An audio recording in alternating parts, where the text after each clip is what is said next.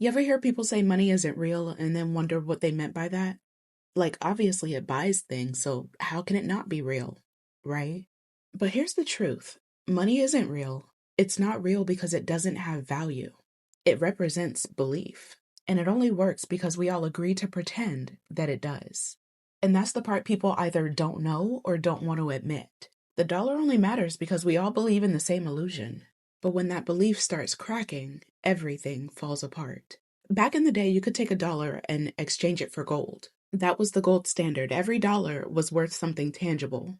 Then in 1971, Nixon cut that link. No more gold, no more guarantee, just paper and faith that that paper would still mean something tomorrow. And we all went along with it because what are we supposed to do? Like, stop using it? The government promised that it would be fine, and technically it was, for them. They didn't just end the gold standard. They replaced it with something else entirely. A system where money's value depends on control, confidence, and global power. So if money isn't backed by gold anymore, what holds it up now?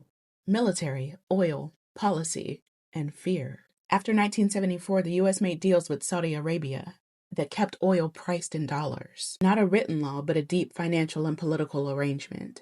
If you wanted oil, you needed dollars. And if you needed dollars, then you needed the US. That's what people call the petrodollar system.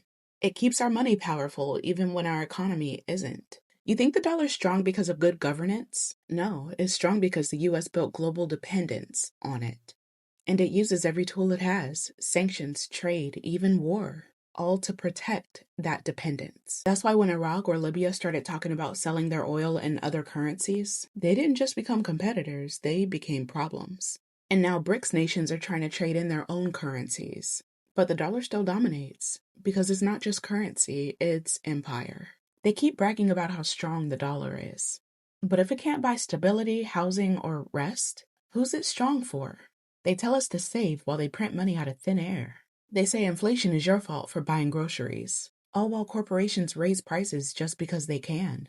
In 2021, corporate markups rose fast enough to explain a huge chunk of inflation. So no, money doesn't hold value, it holds power. Not gold-backed power, but policy-backed and profit-backed power. So when people say money isn't real, this is what they mean.